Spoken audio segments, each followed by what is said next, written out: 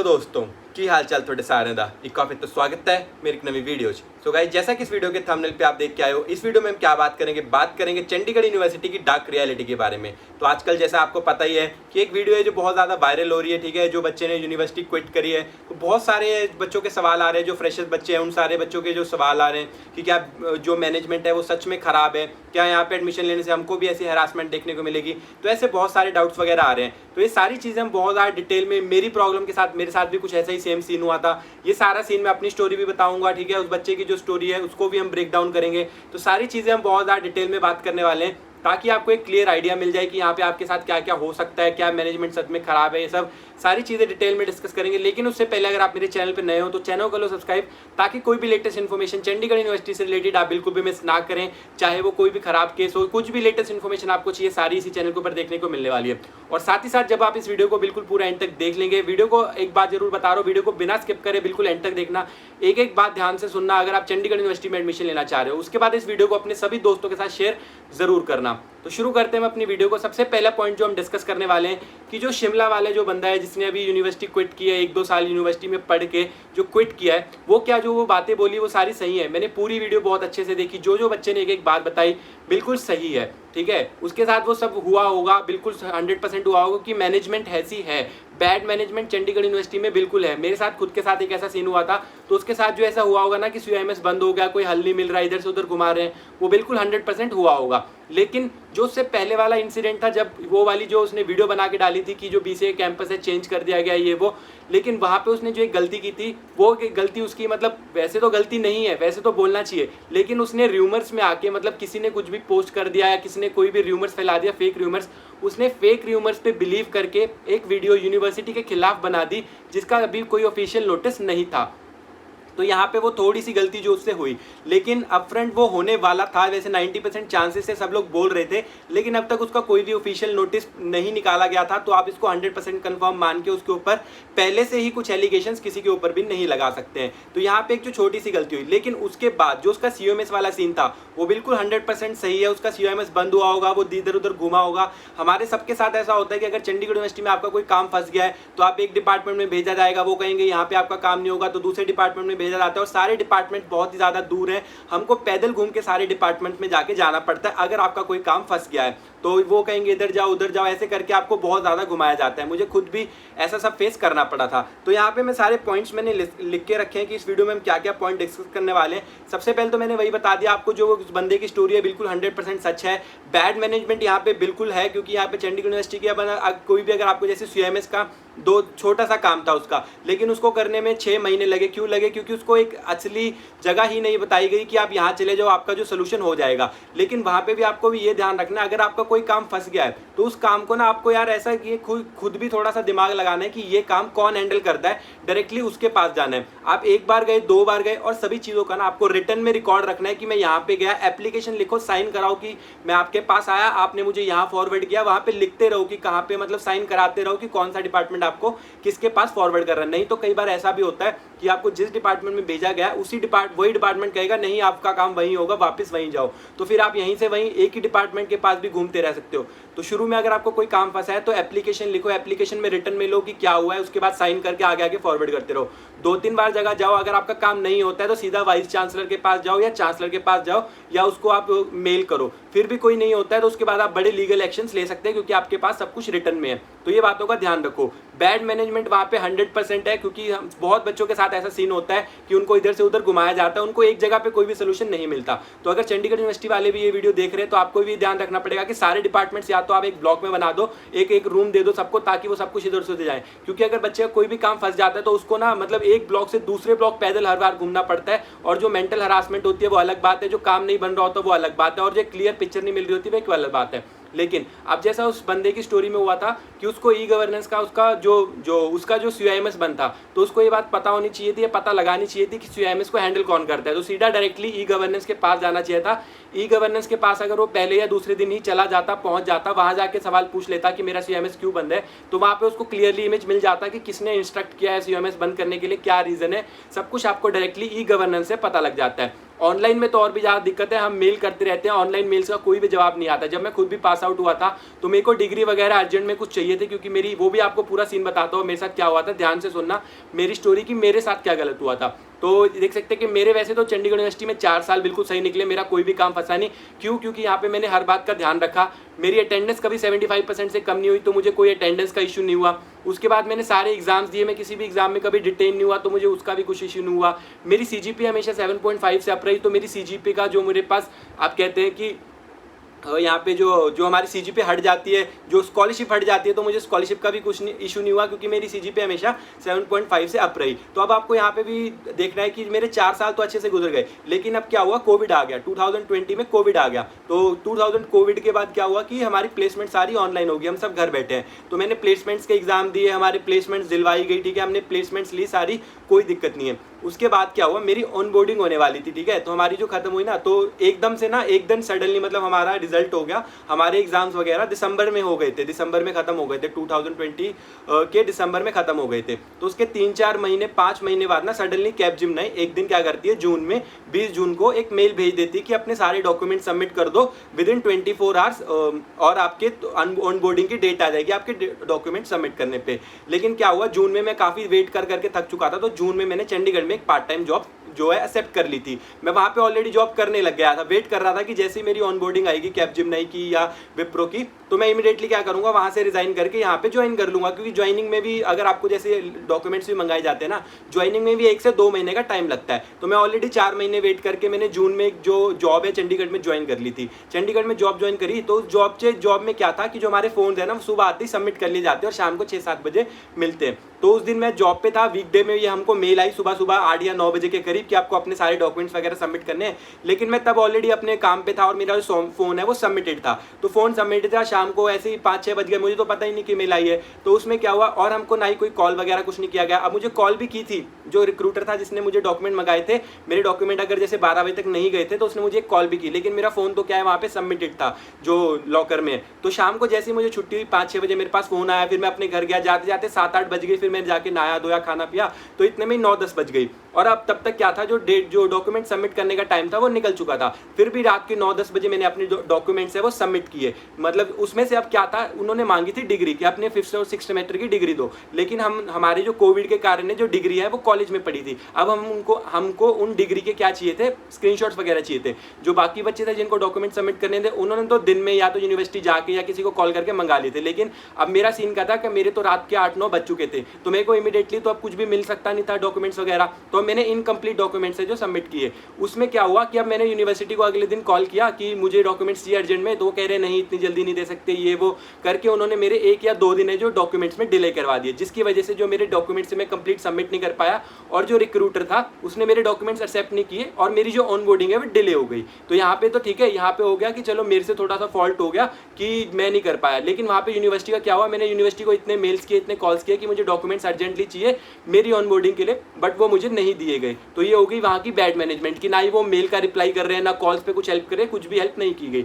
उसके बाद चलो ये तो मेरी डिले हो गई। उसके बाद क्या हुआ, अब जो रिक्रूटर है ना उसकी तरफ से भी कोई रिप्लाई नहीं आ रहा था। मतलब मुझे रिप्लाई उसने बताया नहीं था कि आपके जो डॉक्यूमेंट्स है मैंने एक्सेप्ट नहीं किए। मुझे तो लगा जो मैंने इनकम्प्लीट डॉक्यूमेंट भेजे थे उसके बेसिस पे मेरा एक्सेप्ट हो गया, तो उसने मुझे कुछ बताया नहीं। लेकिन क्या हुआ, 1 हफ्ते बाद जो मेरे बाकी पूरा बैच था जिनके साथ मेरी प्लेसमेंट हुई थी, उनके सबके जो ऑनबोर्डिंग डेट्स है आ गई कि आपकी इतनी डेट को ऑनबोर्डिंग है जून में ही। जैसे 20 जून को आया था तो 27 जून को उन सबको ऑनबोर्डिंग दे दी गई, लेकिन सिर्फ मुझे ही ऑनबोर्डिंग की मेल नहीं आई। तो मुझे लगा थोड़ी लेट आएगी और वेट करता हूँ, वेट करता गया। 26 जून आ गई, लेकिन मुझे ऑनबोर्डिंग की कोई मेल नहीं आई। बाकी सब बच्चों की ऑनबोर्डिंग होगी 27 जून को, लेकिन मेरी ऑनबोर्डिंग नहीं हुई 27 जून को। तो मैंने वहां पे कॉल किया उस रिक्रूटर को कि क्या दिक्कत हुई। उसने कहा कि आपके डॉक्यूमेंट्स इनकम्प्लीट थे और आपने कंप्लीट डॉक्यूमेंट सबमिट ही नहीं किए, इसीलिए आपको जो ऑनबोर्डिंग है डिले कर दी। तो मैंने कहा कि जो सारे डॉक्यूमेंट्स है मैंने भेज दिए थे, लेकिन उसने कहा कि आपने डॉक्यूमेंट्स 2 दिन लेट भेजे, क्योंकि मुझे यूनिवर्सिटी के साइड से ही वो डॉक्यूमेंट बहुत ज़्यादा लेट मिले गए थे। वो भी कब, जब मैं खुद यूनिवर्सिटी पर्सनली विजिट किया, वहाँ जाके फिर मैंने वो डॉक्यूमेंट्स उनसे निकलवाए इधर उधर घूम के, तब जाके मैंने वो डॉक्यूमेंट सबमिट करे थे। लेकिन मुझे घर बैठे बैठे उन्होंने मेल नहीं किए। जबकि ये उनकी रिस्पॉन्सिबिलिटी थी कि उनको वो डॉक्यूमेंट की फोटो खींच के एटलीस्ट सॉफ्ट कॉपी मुझे मेल टाइमली कर देनी चाहिए थी। लेकिन उसमें भी 1 या 2 दिन का डिले हुआ, जिसकी वजह से मेरी ऑनबोर्डिंग डिले हो गई। अब ऑनबोर्डिंग डिले तो हो गई, तो फिर मैंने क्या किया, और उसके बाद फिर मैंने जो रिक्रूटर है उससे पूछा कि अब मेरी दोबारा ऑनबोर्डिंग कब आएगी। तो उसने कहा कि ऐसा कोई टाइमलाइन नहीं है, एक मतलब कि आपको 15 दिन या 20 दिन के बाद दोबारा से मेल आएगी डॉक्यूमेंट सबमिशन के लिए, तब आप इमीडिएटली अपने सारे डॉक्यूमेंट सबमिट कर देना और आपकी जो ऑनबोर्डिंग है हो जाएगी। तो अब क्या हुआ, 10 दिन बीत गए, तो 20 दिन बीत गए, तो अब मुझे टेंशन होने लगी। मैं बहुत ज़्यादा स्ट्रेस में था कि मेरी ऑनबोर्डिंग डिले हो गई पहले से ही। जब 20 दिन बीत गए, 20 दिन के बाद भी मुझे कोई भी जो मेल वगैरह नहीं आ रही थी ऑनबोर्डिंग के लिए, तो तब मैंने क्या किया, जो प्लेसमेंट कोऑर्डिनेटर होते हैं हमारे, उनको कॉल किया कि मेरा ऐसा करके सीन हुआ है, तो आप एक बार क्या यूनिवर्सिटी उनसे बात कर सकते हो कंपनी वालों से कि मेरी ऑनबोर्डिंग करा दे। तो वो कह रहे कि इसमें मैं तो कुछ हेल्प नहीं कर सकता, तो आप प्लेसमेंट कोऑर्डिनेटर के जो प्लेसमेंट हेड ऑफिस है उससे बात कर लो। उन्होंने उनका नंबर दिया, फिर मैंने उनको कॉल किया कि मेरा ऐसा ऐसा सीन हुआ, मैंने सब कुछ बताया कि आप एक बार उनसे बात करके कंफर्म कर सकते हो कि मेरी ऑनबोर्डिंग होगी नहीं होगी, मुझे क्लियर बता सकते हो। तो उन्होंने कहा हाँ ठीक है बता दूंगा, मुझे मेल कर दो। मैंने मेल किया, मेल करने के फिर मैंने 2 दिन वेट किया, 2 दिन के बाद भी कोई रिप्लाई नहीं। मैंने दोबारा कॉल किया तो कहते मुझे एक रिमाइंडर डाल दो, मैंने मेल ही नहीं पढ़ी। फिर मैंने दोबारा रिमाइंडर डाला तो उन्होंने फिर उस मेल को फॉरवर्ड किया कहीं पे, लेकिन जो फॉरवर्ड किया वो भी पता नहीं किसको किया, उसकी तरफ से भी 1 हफ्ता रिप्लाई नहीं आया। फिर मैंने दोबारा प्लेसमेंट कोऑर्डिनेटर, प्लेसमेंट हेड दोबारा कॉल किया, वो कह रहे हैं कि हमने तो डाला था लेकिन उनकी तरफ से कोई रिप्लाई नहीं आ रहा, तो रिप्लाई नहीं आ रहा। फिर ऐसे करते करते 30 दिन बीत चुके हैं। मुझे ये भी नहीं पता कि जो दोबारा मेरी ऑनबोर्डिंग है वो आएगी या नहीं आएगी, कोई सीन नहीं है। मैं बहुत ज़्यादा टेंशन में हूँ, लेकिन यूनिवर्सिटी की तरफ से इसमें भी कोई हेल्प नहीं की जा रही थी कि ना ही वो उनको अप्रोच कर रहे थे, ना ही मुझे कोई क्लियर कट आंसर दे रहे थे। ऐसे करते करते ही ना 30-40 दिन बीत गए, लेकिन यूनिवर्सिटी की तरफ से मुझे किसी भी चीज़ का कोई सोल्यूशन नहीं मिला। और साथ ही साथ अगर मैं उनको कोई कॉल करता था, रिप्लाई मेल करता था, तो उनके ऊपर भी मुझे कोई रिप्लाईज नहीं दिए गए। और बीच में जब फिर ऐसा हो गया 30-40 दिन, तो उनको मेरा नंबर आइडेंटिफाई हो गया होगा, तो जब मैं उस कॉल भी करता था तो उन्होंने मेरे कॉल रिसीव करने भी बंद कर दिए। तो ये पूरा सीन हुआ था मेरे साथ, जब मेरा जो बैड मैनेजमेंट जो मेरे को देखने को मिला, तो वहाँ पे फिर वो उसमें भी नहीं आई। तो अब ऐसे करते करते ही ना 45 दिन बीत गए, और 45 दिन बाद ऑटोमेटिकली बिना उनके कुछ किए जो कैपजेमिनी की तरफ से ही मेरी ऑनबोर्डिंग आ गई। लेकिन उसके साथ था क्या, उससे पहले मेरी विप्रो की ऑनबोर्डिंग आ चुकी थी, तो मैंने विप्रो को ज्वाइन कर लिया। तो मैंने कैपजेमिनी के डॉक्यूमेंट्स दोबारा से सबमिट नहीं किए, क्योंकि मैं कैपजेमिनी को ज्वाइन नहीं करने वाला था, क्योंकि मैंने ऑलरेडी विप्रो ज्वाइन कर ली थी। लेकिन उस 40 दिन में जो मुझे मेंटल हरासमेंट या जो तकलीफ हुई, वो सारी बैड मैनेजमेंट की तरफ से हुई। ना ही उन्होंने कोई एक्शन लिया, ना ही कुछ, मतलब एटलीस्ट अगर कुछ नहीं है तो एटलीस्ट कंपनी वालों से बात करके या कुछ सोल्यूशन तो मुझे बताया जाता, जो कि मुझे उनकी तरफ से नहीं मिला था। तो ये था मेरा एक्सपीरियंस जो मेरे साथ किया गया। तो ये मेरी पूरी प्रॉब्लम स्टोरी मैंने आपको बता दी। उसके बाद अब यार बच्चे, आपको ध्यान ये रखना है कि अगर आप यहाँ पे पढ़ने जा रहे हैं तो बैड मैनेजमेंट तो यार यहाँ पे है, लेकिन अब यहाँ क्या है कि आपके जो खुद के मार्क्स है वही 12th या 10th या 12th में कम होंगे, तो अब आपको यहाँ पे एडमिशन तो लेनी पड़ेगी। अगर आप दूसरी यूनिवर्सिटीज़ देख सकते हैं, जैसे कि आप LPU चूज़ कर सकते हैं, चितकारा चूज़ कर सकते हैं, तो अब अगर आप सोचेंगे कि यार वहाँ की मैनेजमेंट बहुत ही फर्स्ट क्लास होगी, तो ऐसा भी बिल्कुल आपको सीन देखने को नहीं मिलेगा। हाँ, यहाँ से थोड़ी सी बेटर हो सकती है, क्योंकि यहाँ पे जो प्रॉब्लम है ना वो ये है कि जो कैंपस साइज है वो छोटा है, लेकिन जो बच्चे हैं वो अनलिमिटेड लिए जा रहे हैं। तो जैसे कि CSE के, BSc के, अब जैसे BCA के कैंपस में पढ़ाने के लिए जगह ही नहीं है, तो दूसरा कैंपस खरीद के दूर कैंपस बच्चे पढ़ने क्यों जाएंगे। तो ये दिक्कत आपको यहाँ पे भी हो सकती है। जैसे जो बीटेक की क्लासेज है, मोस्टली जो सारी क्लासेज है ना, 90% जो सारी क्लासेज आपकी कैंपस में लगने वाली हैं, लेकिन उसके बाद की जो क्लासेज है वो आपकी तो अदर कैंपस में भेज दी जाती है। मेरे को खुद को ये दिक्कत आई थी जब हम कॉलेज में एडमिशन लिए थे ना, तब सिर्फ मेन कैंपस था, जो साउथ कैंपस है वो भी अंडर डेवलपिंग था। लेकिन सडनली पहले हमको 9 ब्लॉक में रखा गया, फिर हमारा ब्लॉक 3 कर दिया गया, फिर जब साउथ कैंपस बन गया तो हमको सडनली साउथ कैंपस में भेज दिया। अब जो बच्चे साउथ कैंपस में पढ़ते हैं ना, तो हम वहाँ का पहला बैच थे, तो वहाँ पे सिर्फ या 3 या 4 क्लासेस ही हो जाया करती थी वहाँ पे। अब हमको क्या दिक्कत थी, हमारी क्लासेस तो लगती थी साउथ कैंपस में, और जो मेन कैंपस था वो काफ़ी दूर, तो हम ना पूरे मेन कैंपस से कट ऑफ रहते थे। मेन कैंपस में कुछ फन एक्टिविटी हो रही है, कुछ भी हो रहा है, हमको कुछ भी पता नहीं लगता था। तो यही प्रॉब्लम। लेकिन अब जो साउथ कैंपस है वो भी बहुत ज़्यादा डेवलप हो गया, क्योंकि वहाँ पे सारी दुकानें, सारी क्लासेस, हॉस्टल सब बन गया, तो अब वो मेन कैंपस के अंदर ही आ जाता है, इतना पता नहीं लगता। लेकिन जब हमारे टाइम पर शुरू हुआ था वो कैंपस आउटसाइड में था, तो बहुत दिक्कत आती है। सिमिलरली मैं उन बच्चों का यही दुख समझ सकता हूँ कि जिनको GGS में, मतलब जो सचदेवा कैंपस में भेजा जा रहा है, दूर भेजा जा रहा है, उनको भी यही होता है कि वो मेन कैंपस से कट जाते हैं। तो आप यहाँ पे ना एडमिशन लेने से पहले ये बात कंफर्म कर ले, यहाँ के जो पिछले स्टाइल के सेकंड ईयर के या फर्स्ट ईयर के स्टूडेंट्स, उनको लिंक्डइन पे अप्रोच करके आप ये पूछ सकते हैं कि आपके कैंपस में जो क्लासेज है कहाँ लग रही हैं। अगर आपके कैंपस में जो क्लासेज हैं वो मेन कैंपस में नहीं लग रही, तो मैं तो एडवाइस करूंगा आप यहाँ पे एडमिशन का आइडिया जो ड्रॉप कर सकते हैं बिल्कुल। मतलब आपको यार, आपने जो इस कैंपस की फीस दी है उसमें कुछ भी नहीं है, आप पहले से ही ये रिटर्न में यूनिवर्सिटी वालों से पूछ लीजिए कि हमारी जो क्लासेज है वो कहाँ लगेंगी, हमको क्लास दिखाओ। कैंपस विजिट करने जाओ, कैंपस विजिट के टाइम आप जाओ, वहाँ पे जाके बोलो कि उनको दिखाओ हमारे कैंपस में जो क्लासेज है वो कहाँ लगने वाली हैं। फिर उनको यही बात कहना कि यहाँ पे 100% लगेंगी, रिटर्न में ले लेना, अगर नहीं हुआ तो बाद में आप ताकि एक लीगल एक्शन ले सको कि आपकी क्लासेस मेन कैंपस में लगने वाली हैं, यही कह के आप एडमिशन लेना। सारी बातें आप पहले से ही खोल लो कि स्कॉलरशिप की क्या कंडीशन रहने वाली है, फीस कब कब देनी है। अब बहुत बच्चों को फीस की दिक्कत आती है, तो फीस की दिक्कत में ये है कि जब जैसे ही आपका फर्स्ट सेमेस्टर शुरू हुआ, आपको फर्स्ट सेमेस्टर शुरू होने से पहले हमेशा आपकी फीस जाएगी वो एडवांस पेमेंट में जाएगी। अगर आप फीस डिले करोगे तो आपको फाइन लगेगा। तो आप ये बात हमेशा ध्यान रखना कि आपकी जो अगले सेमेस्टर की फीस है वो पिछला सेमेस्टर में ही पे करनी पड़ेगी। जैसे अभी आपका फर्स्ट सेमेस्टर स्टार्ट नहीं हुआ तो आपको फीस तो पहले ही पे करनी है, वैसे ही आपका जब सेकंड सेमेस्टर स्टार्ट भी नहीं होगा, फर्स्ट सेमेस्टर के एंड में मतलब फर्स्ट सेमेस्टर के फाइनल एग्जाम से पहले आपसे सेकंड सेमेस्टर की फीस है वो ली जाएगी। आपको इस बात का ध्यान रखना है कि जो फीस है वो हमेशा एडवांस में जाएगी, सब ध्यान रखना आप एडमिशन लेने से पहले। तो उसके बाद अगर आपको जो है कि यहाँ पे बैड प्लेसमेंट है, तो यार प्लेसमेंट के बारे में आपको यहाँ पे बोलना चाहूँगा कि प्लेसमेंट के वाइज आपको यहाँ पे कोई कमी नहीं है। देखो फीस के वाइज अगर बात करो ना, तो सबसे सस्ता जो हॉस्टल फैसिलिटी आपको यहीं चंडीगढ़ यूनिवर्सिटी में मिल जाएगी। सबसे सस्ती जो आपकी जो कोर्स की फीस है वो भी आपको चंडीगढ़ यूनिवर्सिटी में मिल जाएगी, जिनकी प्लेसमेंट बहुत ज़्यादा सही है। तो अब यहाँ पे देखो यार मैनेजमेंट तो खराब है, अब आपको 2 पॉइंट आ सकते हैं यार, मैनेजमेंट तो खराब है, लेकिन उसके लिए आपका एक सिंपल सा सोल्यूशन है कि आप यार अब ऐसी मुसीबत में फंसो ही मत कि आपको मैनेजमेंट का सामना करना पड़े। आप अच्छे से सारे बिना कुछ गलती करे सारे काम करो। जैसे मैं उस दिन अगर मैंने अपने सारे डॉक्यूमेंट टाइम पे सबमिट कर दिए होते तो मुझे कोई भी दिक्कत नहीं आती, मेरी पूरी कॉलेज लाइफ प्लेसमेंट सब अच्छे से गुजर जाता। लेकिन अब वो छोटी सी गलती मुझसे हुई कि मैं नहीं सबमिट कर पाया, तो वहाँ पे थोड़ा सा दिक्कत हो गई। तो इस वजह से अगर आप यहाँ पे पढ़ने का सोच रहे हैं, क्योंकि यार आप देखो यार प्लेसमेंट तो बहुत अच्छी है, प्लेसमेंट की कोई कमी नहीं है। मैं खुद प्लेसमेंट्स में बैठा हूँ, खुद मुझे 3 कंपनी के प्लेसमेंट ऑफर्स मिले हैं, तो उसके लिए तो मैं हमेशा चंडीगढ़ यूनिवर्सिटी का थैंक्स करता हूँ, क्योंकि मुझे यार वहाँ पे मतलब मेरे कॉलेज के 4 साल भी काफ़ी अच्छे गुजरे, मेरी हॉस्टल लाइफ भी बहुत अच्छी गई, ठीक है। काफ़ी अफोर्डेबल प्राइस में हमने इतनी अच्छी हॉस्टल लाइफ एंजॉय की, इतने सारे कॉन्सर्ट वगैरह सब एंजॉय किया। तो उस चीज़ के लिए आप हमेशा ध्यान रखेंगे। तो मतलब जितने बच्चे यहाँ पे पढ़ के जाते हैं ना यूनिवर्सिटी में पढ़ते टाइम, तो उनको यूनिवर्सिटी में बहुत कमियाँ दिखती है, लेकिन जब सब लोग पास आउट हो जाते हैं ना, तो सब लोग चंडीगढ़ यूनिवर्सिटी को मिस ज़रूर करते हैं। तो इस बात का आपको ध्यान रखना है कि मैनेजमेंट खराब है, सपोर्टिव नहीं है, लेकिन यार बाकी जो अच्छे पॉइंट है जैसे कि प्लेसमेंट अच्छी है काफ़ी, प्लेसमेंट में आपको कोई दिक्कत नहीं आने वाली। फैकल्टी की बात करो, मैनेजमेंट अच्छी नहीं है, जो मैनेजमेंट में फैकल्टी भेजते हैं वो अच्छी नहीं है, लेकिन जो फैकल्टी जो टीचर्स आपको पढ़ाते हैं वो काफ़ी ज़्यादा सही है आपके लिए। मतलब यार जो मेरे खुद के टीचर्स थे, मैं उनका भी हमेशा थैंकफुल करता हूँ कि मेरी जो कॉलेज जर्नी इतनी स्मूथली उनकी वजह से ही गई है। तो अगर आपको किसी बैड मैनेजमेंट का सामना नहीं करना पड़ा, तो आपके लिए जो टीचर्स वगैरह काफ़ी ज़्यादा सपोर्टिव रहने वाले, काफ़ी ज़्यादा हेल्प करेंगे आपको, वो अच्छे से पढ़ाएंगे भी, आपको अच्छे से लाइफ लेसन्स भी समझाएंगे और आपको अच्छे से गाइड भी करेंगे। तो ये बात के ध्यान आप रख सकते हैं। प्लेसमेंट वाइज अच्छा है, ठीक है। कैंपस अगर आप मेन कैंपस में पढ़ रहे हैं तो कैंपस लाइफ भी आपकी बहुत अच्छी होने वाली है, सब कुछ आपको कैंपस के अंदर देखने को मिल जाने वाला है। मैनेजमेंट खराब है, ये बात यहाँ पे 100% ट्रू है।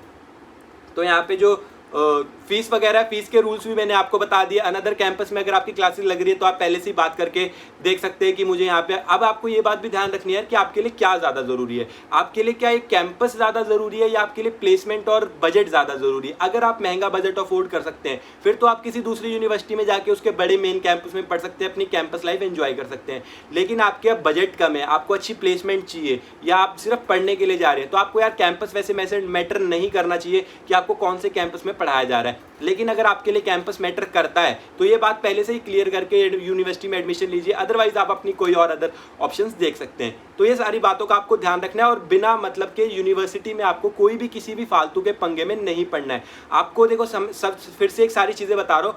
फीस का रूल आपको हमेशा याद रखना है कि आपकी जो फीस है वो फाइनल एग्जाम से पहले ही सबमिट होगी नेक्स्ट सेमेस्टर की, तो वो उसके लिए आपको प्रिपेयर्ड रहना है। दूसरी चीज़ है अटेंडेंस, 75% अटेंडेंस हमेशा मेंटेन रखनी है, उससे कम होगी तो इधर उधर धक्के खाओगे फालतू में कि मेरी बढ़ा दो, और कोई नहीं बढ़ाएगा। क्योंकि यहाँ पे अगर आपकी अटेंडेंस कम है तो आप डिटेन होते हो, डिटेन होने के बाद आपको 8,000 पर सेमेस्टर की जो फीस है देनी पड़ती है। तो ध्यान रखना डिटेन कभी होना ही नहीं है, डिटेन होगे ही नहीं तो यार 8,000 क्यों भरने, रिटेन हो ही मत ना, कॉलेज जाओ ढंग से। 75% अटेंडेंस मेंटेन करना कोई बड़ी बात नहीं है।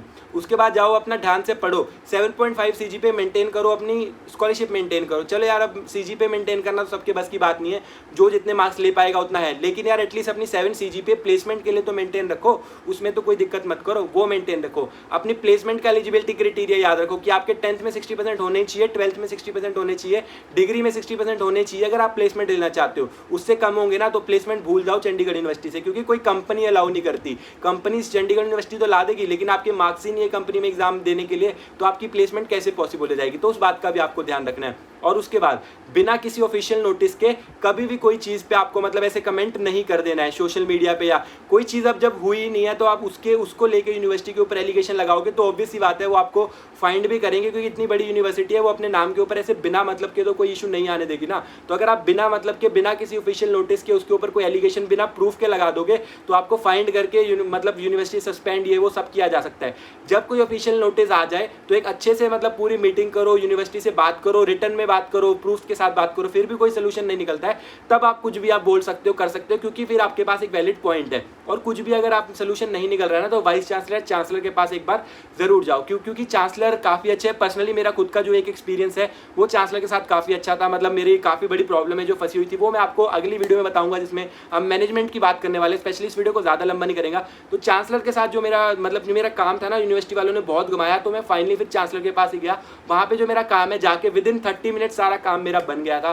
तो ये सारी चीज़ें मैं अगली वीडियो में आपको बताने वाला हूँ। फिलहाल यहाँ पे तो मेरे लिए इतनी गाइडेंस रहने वाली है कि मैनेजमेंट को लेके यार, मैनेजमेंट यहाँ पे 2 इश्यूज आपको आ सकते हैं, बैड मैनेजमेंट का और एक दूसरे कैंपस में पढ़ने वाला। तो बैड मैनेजमेंट को आप खुद अवॉइड कर सकते हैं, सारा कुछ सही करके बिना किसी पंगे में पढ़ के जाके अपनी कॉलेज लाइफ एंजॉय करिए, ठीक है। फालतू के पंगे में, लड़ाई में मत पड़िए, मैनेजमेंट के साथ कोई मतलब अपनी जो मैनेजमेंट के साथ कोई फालतू की लड़ाई ना करें, कुछ फालतू का कमेंट ना करें जब मतलब आपको जिस चीज़ का आपके पास प्रूफ नहीं है। तो जब आपके पास किसी चीज़ का प्रूफ आ जाए तो आप उसको सोशल मीडिया पे डालो, कुछ भी करो, बिल्कुल सही करो, मतलब पूरी मैनेजमेंट बना के।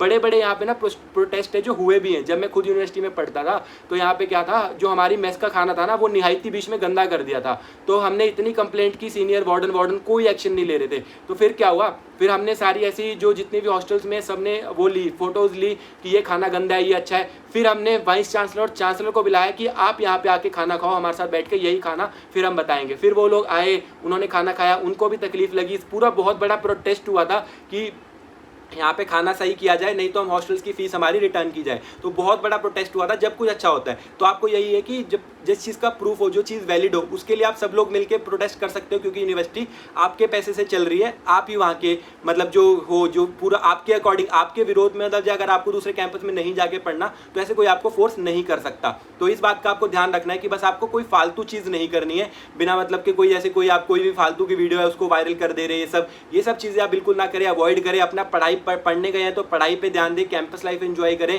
प्लेसमेंट पे फोकस करें, अपनी अटेंडेंस मेंटेन रखें, कॉलेज रोज जाएं, अपनी CGPA मेंटेन रखें। तो अगर आप इन सब चीज़ों का ध्यान रखते हैं तो आपको बैड मैनेजमेंट का भी सामना नहीं करना पड़ेगा और ना ही आपको कोई और दिक्कत आएगी। तो